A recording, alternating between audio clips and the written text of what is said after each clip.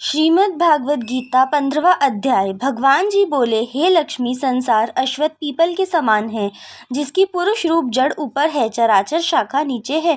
वेद इसके पत्ते हैं, जो यह जानता है वही वेद का ज्ञाता है।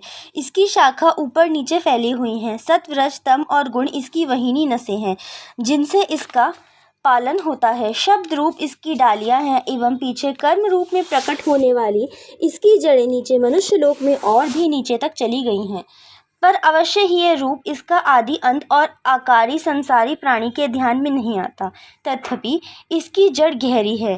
ऐसे इस पीपल का वैराग्य रूप दृढ़ शास्त्र से काटकर वह स्थान ढूंढना चाहिए जहाँ से फिर लौटना नहीं पड़ता, और साथ ही विचारना चाहिए कि जिसमें यह पुरातन प्रवृत्ति उत्पन्न हुई है, मैं उसी आदि पुरुष की शरण हूँ। अहंकार और मोह रहित संग दोष को जीतने वाले, आत्मज्ञान से निरत, सब कामनाओं से दूर, सुख दुख नामक दृढ़ पदार्थों से मुक्त ऐसे ज्ञानी पुरुष शाश्वत पद को पाते हैं, जिसे सूर्य चंद्र या अग्नि प्रकाशित नहीं करते। वह मेरा परम धाम है, वहां जाकर लौटना नहीं होता। मेरा सनातन अंश इस जीव लोक में जीव का रूप धरकर प्रकृति में स्थिर पांचों इंद्रियों और छठे मन को आकर्षित करता है। जैसे वायु पुष्पादिकों की गंध को अब दूसरे स्थान में ले जाती है, इसी प्रकार यह देह स्वामी शरीर धारण करने के बाद जब उसका परित्याग करता है, तब इंद्रियों और मन को साथ ले जाता है। कान, आँख, चर्म, जीभ, नाक और मन का आश्रय लेकर वह विषयों का भोग करता है।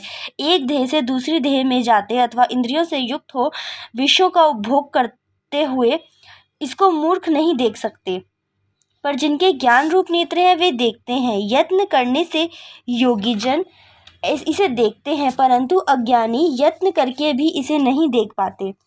जो तेज सूर्य चंद्र और अग्नि में वर्तमान है और जगत को प्रकाशित करता है, उसे मेरा ही तेज जानो।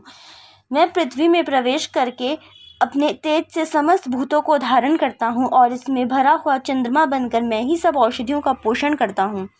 मैं जठराग्नि होने पर सब प्राणियों की देह में प्रविष्ट हूँ, और प्राणवायु और पानवायु से संयुक्त होकर चारों प्रकार भक्ष्य भोज्य चोष्य लेहा से भोजन किए हुए प्राणियों के अन्न को पचाता हूँ। संसार में क्षर और अक्षर दो पुरुष हैं। जितने नाशवान प्राणी हैं वे क्षर कहलाते हैं, और स्थिर चैतन्य को अक्षर कहते हैं। मैं अक्षर और क्षर से उत्कृष्ट हूँ। इसी कारण से जो लोग और वेद में पुरुषोत्तम को जानता है, वह सब कुछ जानता है और सर्वात्मभावेन मेरा ही स्मरण करता है। गीता जी के 15वें अध्याय का महत्व। उत्तर प्रदेश में एक नरसिंह नामक राजा था और सुभग नामक मंत्री था। राजा को मंत्री पर बड़ा भरोसा था। मंत्री के मन में कपट था। मंत्री चाहता था राजा को मारकर यह राज्य मैं ही करूं। इस तरह कुछ काल व्यतीत हुआ। एक दिन राजा नौकरों चाकरों सहित सो रहा था।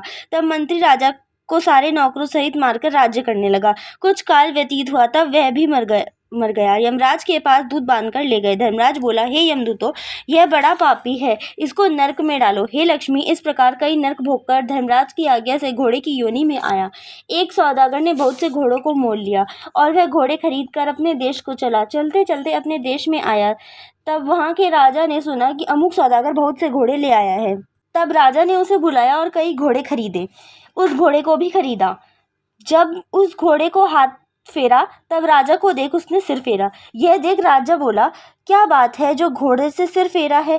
राजा ने पंडितों को बुलाकर पूछा कि इस घोड़े ने हमें देखकर सिर फेरा है, इसका क्या कारण है? पंडितों ने कहा, हे राजन, इस घोड़े ने तुमको सिर नवाया है। राजा ने कहा, यह बात नहीं, कई दिन पीछे राजा शिकार खेलने को उसी घोड़े पर सवारी करके गया।